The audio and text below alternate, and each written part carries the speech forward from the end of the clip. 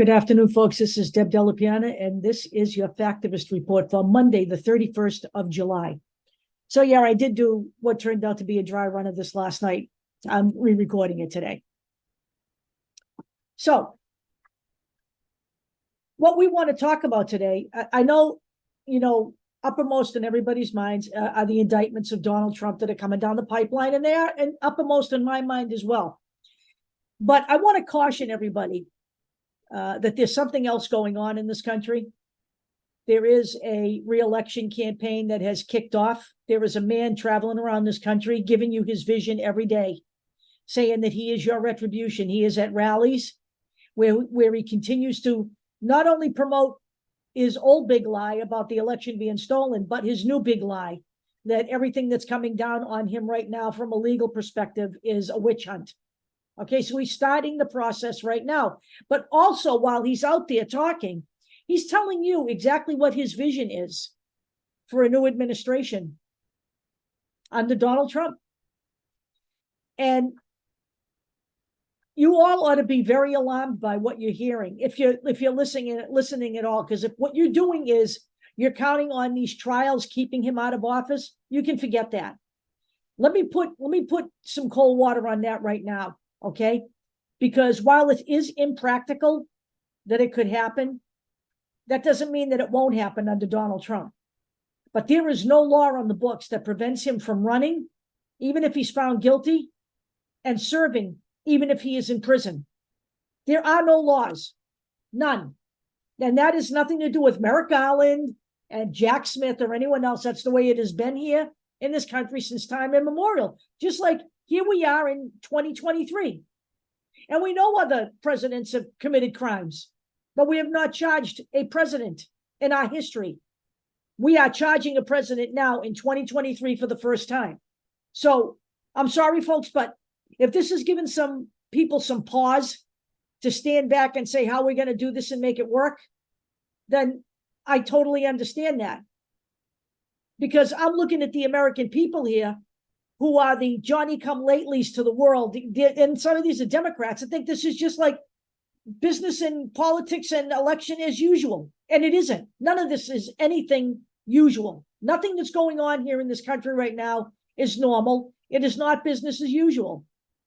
We have a man who is charged under the Espionage Act, and a man who is certainly going to be charged for J6 and is going to be charged for, trying to steal an election. He's being charged on a number of fronts, not just for the violence that happened on January 6, 2021, but everything that led up to all of that. There was months of planning and calculation.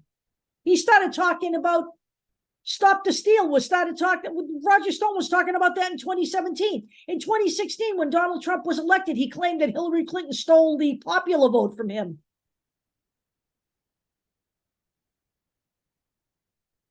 This has been a long process, and he is not done, no matter what you say. Now, you want one certain way to keep him out? That's you. The American people who can operate in a court of public opinion, not in a court of law. In a court of law, you have a higher bar to convict than you do in the court of public opinion. I can't express to you how important it is that you understand that you are the number one saving grace for democracy in America is the voters. It is not the court system, because no matter what you say, Donald Trump will do everything in his power to stall this. No matter what means he uses, whether they're legal or illegal. It could tie up forever in court if that's what he so chooses. Now, the trial on the documents is scheduled for May of 2024, right in the middle of the midterms. He wanted it to be put off until after the election. Ridiculous. So Judge Cannon split the difference. Jack Smith wanted December of 2023. Trump wanted after the election, after November, after the first of the year. Once he's sworn in and he can pardon himself. That's how this works. So he got May of 2024. 10 months to bring a federal trial to trial, a federal case to trial is not unheard of. Okay, it isn't. It just isn't. Alvin Bragg's case, which is not even a federal case and has nothing to do with the insurrection, is not until March of 2024. So understand how these things work. The legal system is not speedy in this country. It's not speedy for anybody. So to rely on that to keep Donald Trump out of the presidency, I'm afraid not, folks. You're going to have to step up to the plate and understand that you are the number one conduit to keep this piece of trash out of office again. Because we're going to talk about Donald Trump's vision for his second term. And he is not hiding any of this. It's on his website. You can see it out there. Okay. He's yelling it out at his rallies. He's describing them in white papers. Okay. They're writing papers about this shit. About how more power in the hands of the executive branch is better for the American people. We want to talk about that. We're going to share some information with you. Let's see if I got this right this time. You never know.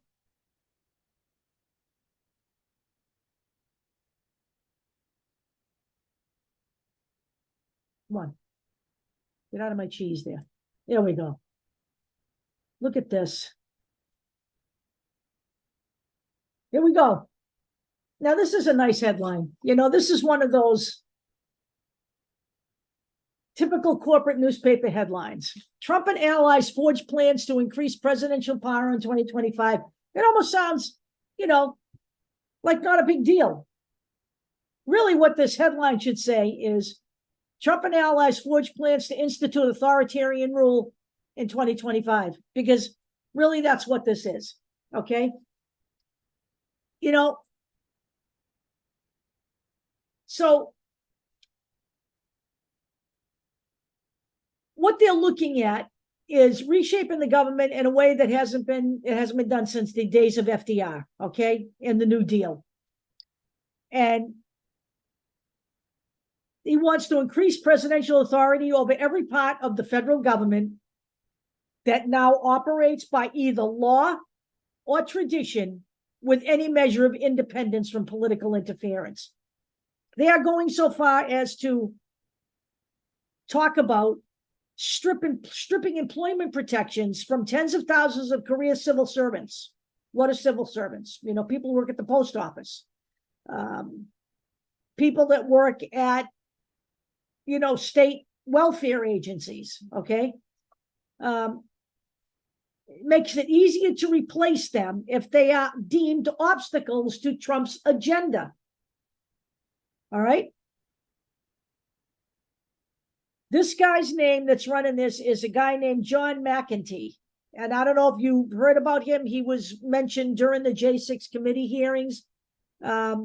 He was Trump's former personnel chief, and he began Trump's purge of sweeping out those individuals who were disloyal in 2020. And he is now in charge of mapping out this whole new approach to government in 2025 when Mr. Trump comes into power in his second term. He thinks, you people better be thinking something else, okay? Because none of this bodes well for the American people, all right? They're making, they're making no secret of any of this, okay? What they're trying to do is take agencies like the Environmental Protection Agency or anything that will keep their people's air safe, their water clean, anything that benefits the people, but also because it benefits the people by regulation or whatever, it cuts into corporate profits. Those are the things they're trying to take control over because, of course, in fascism, the corporation is king. That's an actual reality. So, they're talking about, listen to this. This is a guy named Russell Vought, Vought. He ran the Office of Management and Budget. Okay, now he runs a group that's working with Trump's people, Center for Renewing America. What we're trying to do is identify the pockets of independence and seize them.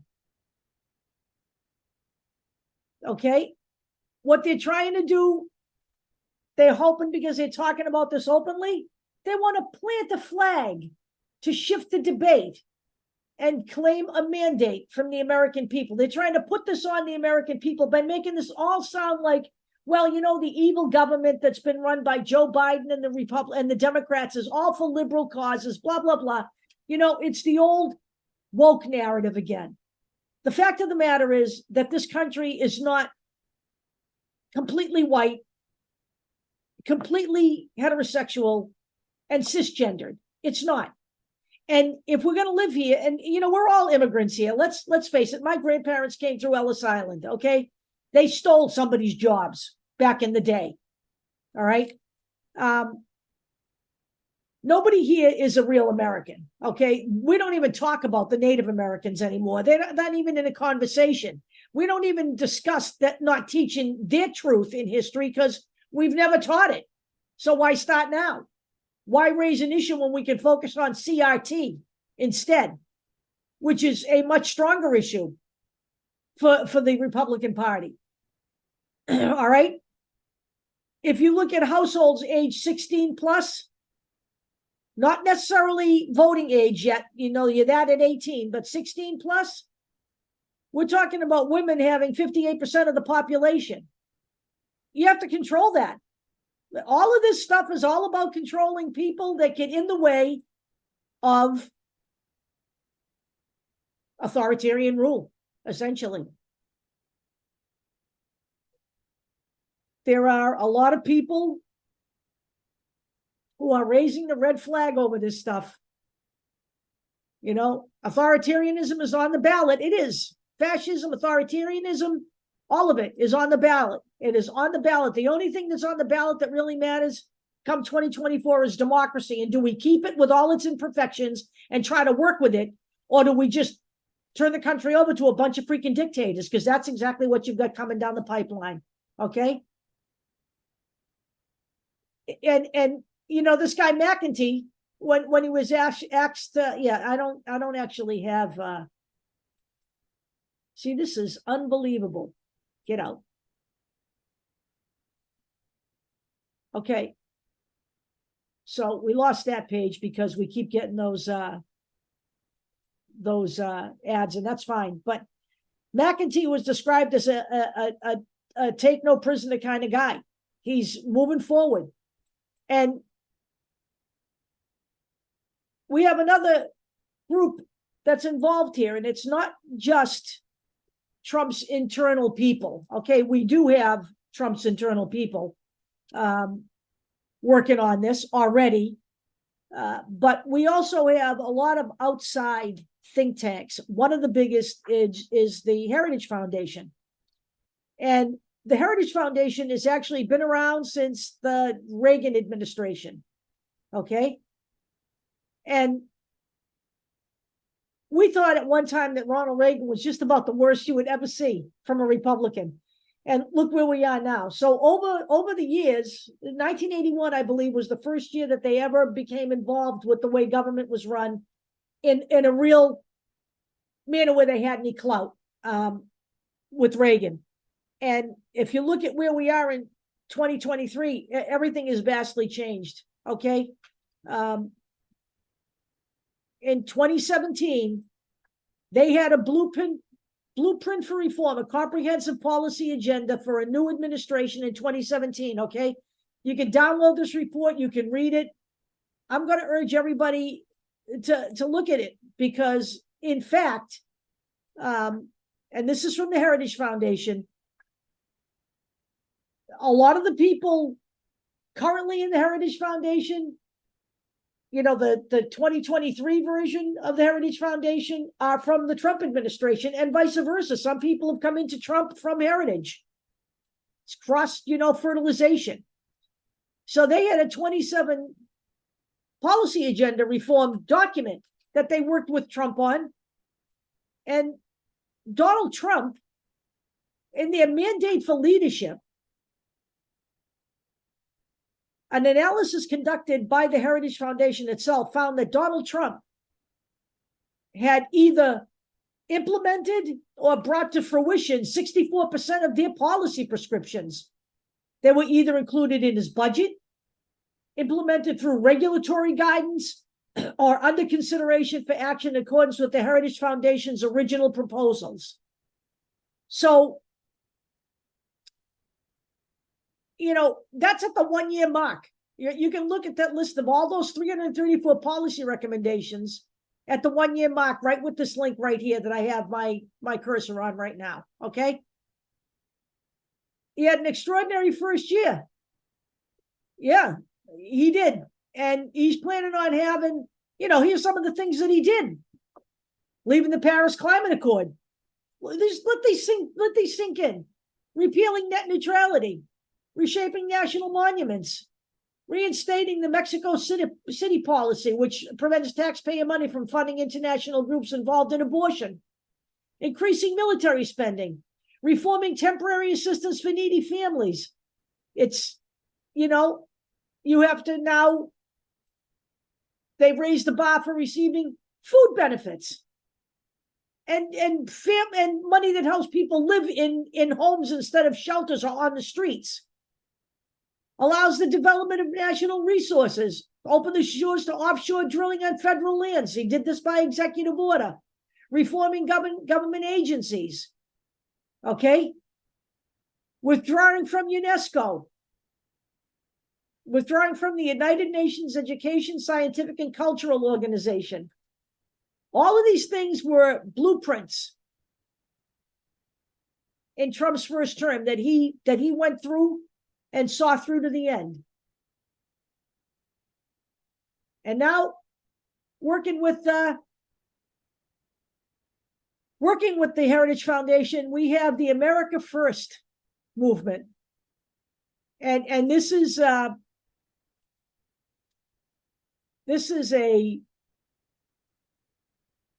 they're already lining up policies and personnel for 2025. For example, Donald Trump already stated at a rally that Michael Flynn will hold a position in his new government. Michael Flynn. Okay.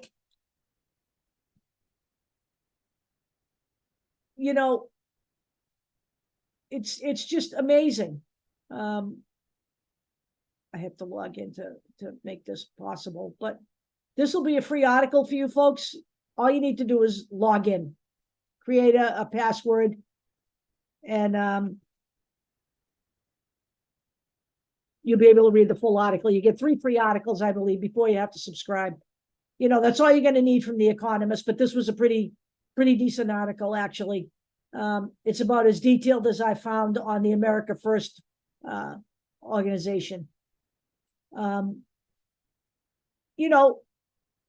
This woman who is Brooke Rollins, who is part of the story here, is putting together the plan for his second administration, his policy agenda. She worked in his White House, ran his domestic policy council. She's already got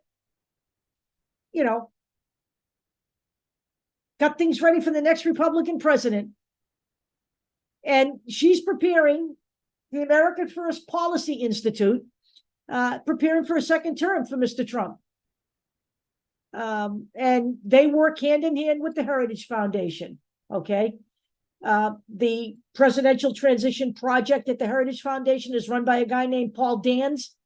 And he is a lawyer who worked in the White House's Office of Personnel Management during Trump's presidency. Okay.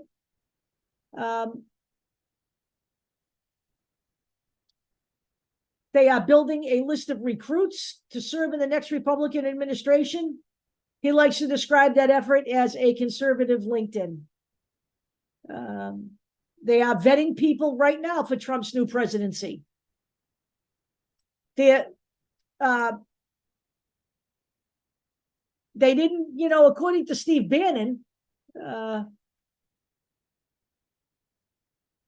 they didn't do it right at the beginning because no one thought they were going to win. So they didn't have these people all lined up. So they couldn't, bring to fruition some of the things that they wanted to, which was authoritarian rule in nature, because they thought that chaos might ensue. But if they line up all of these people now, get them in place right away, who's to stop him?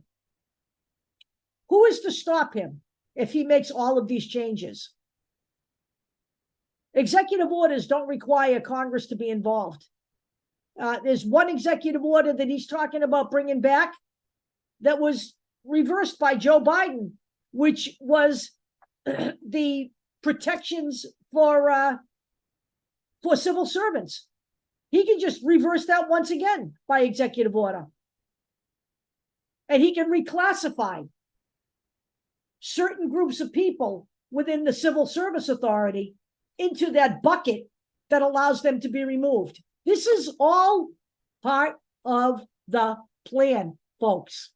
Are you hearing me?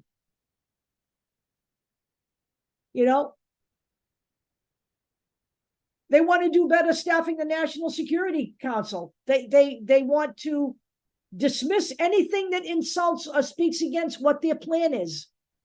What is that called, folks? Okay? If there's a new plan, thanks to these efforts, the next Trump administration, if there is one, will have fleshed out plans and to know how to advance them. That would make it very different from Mr. Trump's first term. Quote, "We didn't have the people because nobody thought we would win," says Steve Bannon. They're doing it differently now. They're not entertaining the fact that he can't win. Okay? Because when people are driven and want power, they don't think in those terms. So you need to stop thinking in those terms.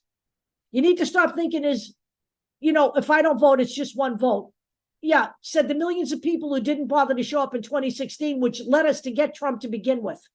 Let us not repeat that problem now, because he's worse now than he ever was. He's virulent now. He's empowered now. He has challenged the federal government to arrest him on treason charges or something damn close enough to it.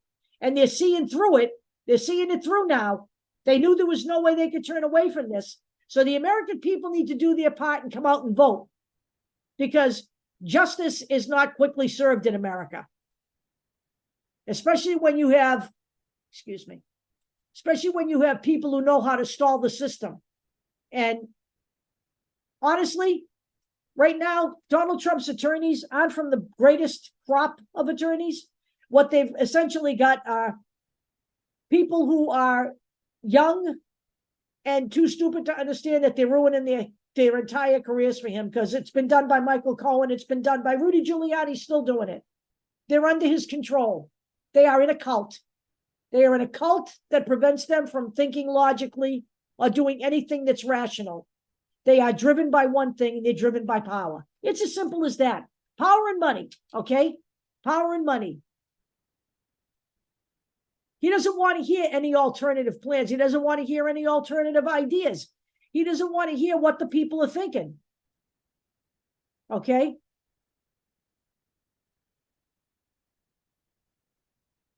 It just, he doesn't want anyone to buck what he wants.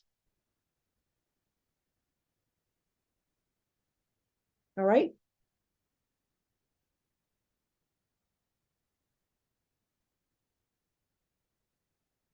So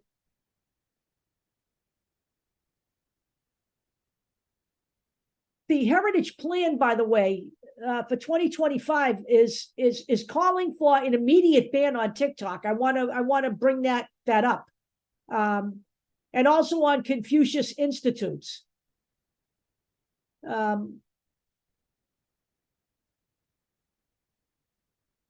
Those are the two things. They are not targeting Russia as a problem, but they are targeting China as a problem. Do I think that China is a problem? I think this is not. We have a group of people out there who really believes we can live without, a military or any kind of safeguard from bad actors. But this is not that world. Okay, there are bad countries out there, and there are good countries out there, and we have to live with the reality that this isn't utopia. We have a lot of utopia preppers left in the Democratic Party who listened to Caitlin Johnstone too much and became utopia preppers. There is no such thing as utopia. There never was. That was a science fiction book written by somebody. There will never be a utopia as long as human beings are involved, because human beings are imperfect. And, the people out there who are just like me, they're as greedy as the people in politics. There are people out there just like me who are just as greedy as the people in politics. Okay. Greed is an American problem, and it runs across all genders, age lines, any kind of, Venn diagram you want to make. Okay. Greed is part of all of us in a way. We don't even want to, we talk about, banning Bud Light. Look what the conservatives managed to do to Bud Light. We can't get, the people in the Democratic Party decide to boycott anything. We've been trying forever to try to get some stuff done. Hell no. We need our stuff. So I'm just telling you people to be aware of this. This is not a joke, and it's not a drill. This guy's already got a group together. They are now a policy institute of the Donald Trump wing of the Republican Party. And really, it's only Donald Trump's wing that matters, no matter what, because no one is standing up to him. Nobody. Okay? Nobody. America First people right here, America's First is like oil, gas, and coal and the relatively well-paid manly jobs for high school graduates they bring. They are also opposed to the green transition, which they see as unnecessary government meddling that raises energy prices for ordinary Americans. Okay? They don't, their policy book, the America's First Policy Institute, wants to end the war on fossil fuels. We have a nation right now that is burning.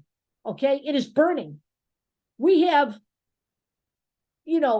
a country where in one state, I believe it was South Carolina, where people were passing out from the heat and the falling on the pavement and getting third-degree burns from being on the pavement. We have stories of, Quebec burning, and we have idiots down here on Twitter blaming the Quebec people for having smoke over the United States. I hate to tell you this, but global warming, it's a worldwide global problem. That's why it's called global warming, because you don't put walls up in between countries that prevent one ear from flowing over the other, or one current from going one way versus, we don't want any China, so we'll just redirect it this way. Wake up, okay? This is unbelievable that every policy that Barack Obama put in to slow climate change, Donald Trump reversed them all. We have think tanks that are talking about the war on fossil fuels. We have, his own think tank talking about that. We have the Heritage Foundation talking about the war on fossil fuels. And we have a freaking, this is the hottest July ever in our history. And it won't be the last time it's declared that. But everybody thinks, that happened 60 million years ago, so big deal. You know what? It's not like you can't argue back with these people. You just have to steel yourself to do it. They have to be pushed back on, okay? They don't give a shit about the Ukraine, okay? They don't give a shit about the Ukraine, these people. They don't care, okay? They don't care. They see Vladimir Putin as a strong leader. There's a reason why Donald Trump likes people like Vladimir Putin and Viktor Orban and whoever the idiot is that's in charge of North Korea this week, Kim Jong-un. They like strong arm. He likes strong arm men like that because he's a dictator. He's a dictator at heart. He's a heartless son of a bitch. And everybody he employs in his organization, in his business organization, in his political organizations, everybody that's running on his campaign, those people are all, Hillary Clinton was absolutely right, deplorables. They actually don't give a shit about anybody. They only give a shit about power. And their vision of America, which is clearly straight out of 1776, everybody knows their place, women and people of color, The whites are in control, and you know what? That's the way it's supposed to be here in America. That's what they want you to believe. So let's talk about the 2025 policy agenda. This is Project 2025 from the Heritage Foundation. The mandate for leadership, okay? And they break it down, you know, a promise to America, okay? They have, you know, taken the reins of government. They go through all of this stuff, you know, the White House office, who should staff it, how should it be run? Executive Office of the President of the United States, central personnel agencies managing the bureaucracy. Okay, then they get to the Common Defense, Department of Defense, Department of Homeland Security, Department of State, blah, blah, blah, blah, blah, media agencies. Okay. You know, we'll talk about this a little bit when we get down there. This is all in PDF format. All there for you to read. I suggest, folks, I know you guys love memes, but I suggest you start reading because, you know, the devil is in the fucking detail. And there is a lot of detail here. Okay. Then we get into the general welfare, Department of Education, Department of Agriculture, EPA, Department of Health and Human Services, Housing and Urban Development, transportation, the economy. You know, they get into the Department of Commerce, the Treasury, the Export-Import Bank, the Federal Reserve, Small Business Administration. And then, you know, you get into these things, okay? The regulatory agencies, which they really don't like, including and especially the CFPB, the Consumer Financial Protection Bureaus, because we don't want to protect the people. We want to protect the businesses. So let's just look at this right now. This is the only, this has been the perennial go-to for the Republicans is to get rid of the Corporation for Public Broadcasting, National Public Radio, PBS and NPR and all that. They want to defund it because, as they say, why should taxpayers pay for information that's too liberal? Well, let me just say this, okay? The GOP, all right, and the right-wing talking head media are now intertwined and married together. In fact, Matt Gaetz fills in for newscasters on Fox all the time, and does Marjorie Taylor Greene.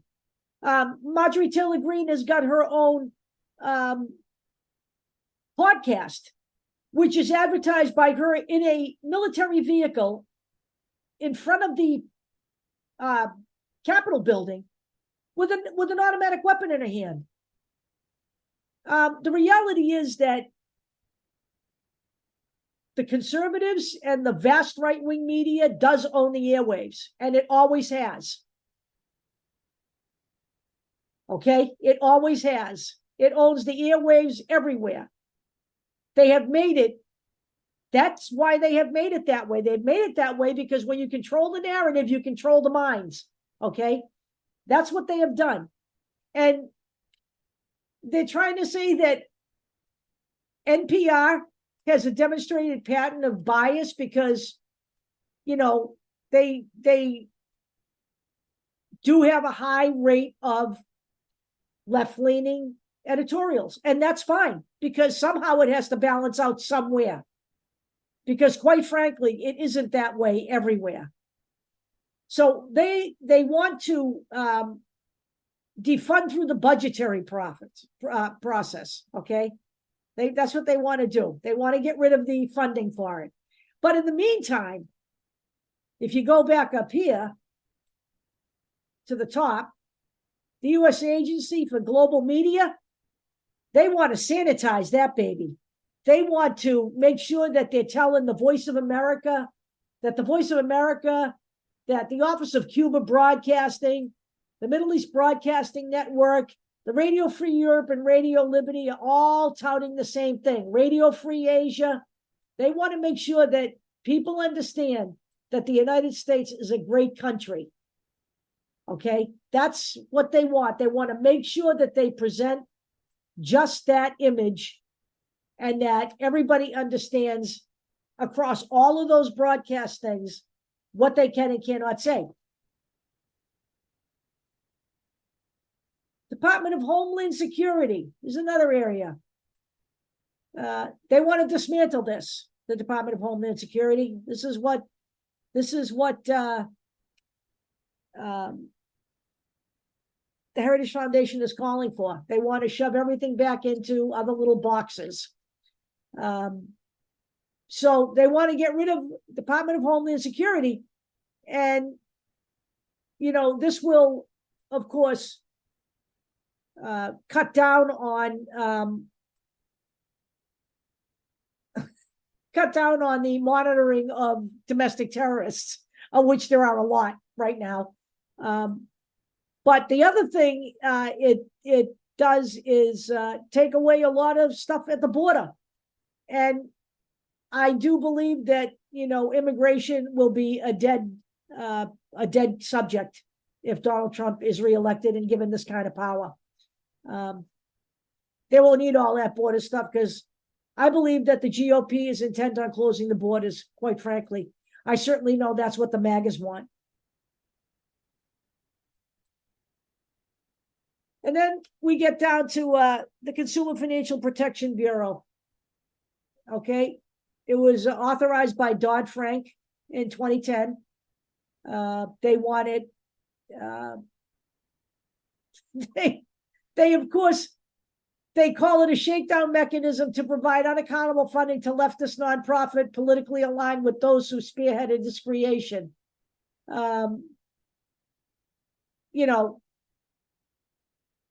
Basically what they're doing is they're taking away any kind of small consumer protection that is given by the CFPB for the American people so that the companies aren't accountable to anybody. All right. If you are taken for a ride by a company, the penalty they have to pay under the CFPB is small compared to what they've perpetrated on people, but at least it's something. Okay. They want to get rid of this entirely. Department of Justice. They're absolutely ecstatic that in the Republican Party, that there are so few Republicans pushing back over the statement that they want to get rid of the department's independence. They want the DOJ directly under Donald Trump so he can weaponize it, which he did, by the way, with Bill Barr in office at that time.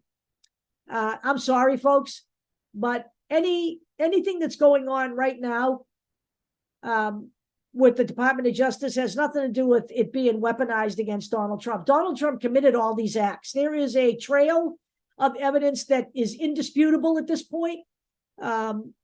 He knows it. His lawyers know it.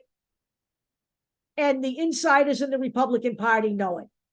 But they are intent on supporting him all the way to the end because what really matters to them is them staying in power where they are. That's called, political appointees versus public servants. All right, these are the things they're trying to eliminate. They're trying to eliminate public servants, and they want all of these agencies run by political appointees so that all of these strings can be pulled daily by Donald Trump based on what he needs and what he wants. Okay? They're happy that there's so few Republicans pushing back on the idea that the DOJ doesn't need to be independent. Right? They want them under the fist of Donald Trump when he returns to office. Okay? I suggest you all read this. I could read this whole DOJ thing to you. They rail on the FBI. I'm urging people, this is important, okay? This is what your future is if you reelect this man, or if you allow him to be reelected. Not that I believe any Democrats are going to go out and vote for him, but quite frankly, if you're staying home and not voting in 2024 because you think you're teaching somebody a lesson, I mean, that's what I keep hearing. I'm not going to vote. I'm going to teach the Democrats a lesson. You're not teaching them jack shit, okay? All you're doing is inflicting misery on a bunch of people who did go out and vote who don't deserve to be made miserable. You want to be miserable? You choose it. Department of Education. Surprise you to know that the federal education policy should be limited, and ultimately the Federal Department of Education should be eliminated. How's that? And why is that? Because we can start faith-based institutions, okay? Career schools, military academics, and lifelong learning programs. They want to get rid of any kind of organized, well thought out curriculum so that people will only rely on what they're taught by whatever small-minded education process they have under Donald Trump. They have wanted this forever. They have wanted the privatizations of schools. They have wanted charter schools, which are nothing more than money-making factories for their benefactors. And, you know, they want to push this into the states. They don't care if the people in Arkansas are as dumb as stumps because, you know, they can just listen to their governor. You know, it all tracks. The less informed public is the easier public to dupe. The Environmental Protection Agency. Yeah, you might be interested to know that they want them disempowered as well. They want them to work within the states rather than having a national policy. They want them to work within the states, and they want the people in the EPA to understand that when they can't get the states to cooperate, they don't want them punished, but they want them encouraged. How's that? So if you have a company that's dumping arsenic in somebody's drinking water and they won't stop, you're supposed to encourage them to follow the rules instead of penalizing them. I mean, yes, you're hearing this correct. You are. Because no more has the conversation about where corporate profits get harmed. No other agency is spoken about as the Environmental Protection Agency is. Okay, these are the people that brought you the Safe Drinking Water Act, 1974. I remember it well because I was working for the company that filters were used in the development of the test procedure. Okay, the Clean Air Act, all of these things. They want all of this not to be worried about. They want them working with the states. They don't want global policies. They certainly don't want nationwide policies. And the Department of Housing and Urban Development. And you'd be happy to know that Ben Carson wrote this. Yes, sir. Yep. And, you know, you might also want to be aware that at the beginning of almost every one of these, it says something like this. This effort should specifically include a broad reversal of the Biden administration's persistent implementation of corrosive progressive ideologies across the department's programs. In other words, they're telling you that they're taking all that woke stuff out of there. There will be no protections for LGBT people, for people of color. There will be none of that. It's open season.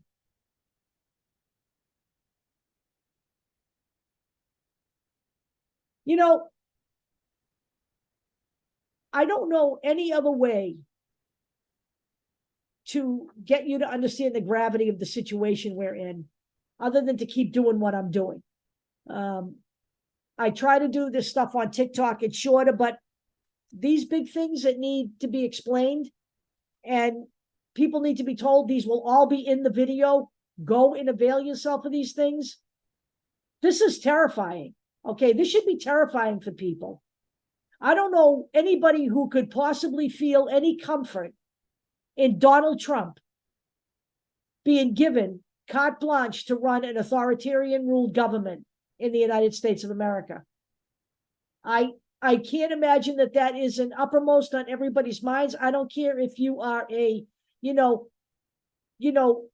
let's keep pretending this is the way it always was when we were voting in, 2012 or 2008. Let's go back even further. You want to pretend that's what you want because that's what makes you comfortable, then I guess I can't change your mind. But we are not there. We are so far from there. It is astounding. okay? And it is game, set, and match if we do not defeat these people soundly in 2024. It is game, set, and match. If they get in,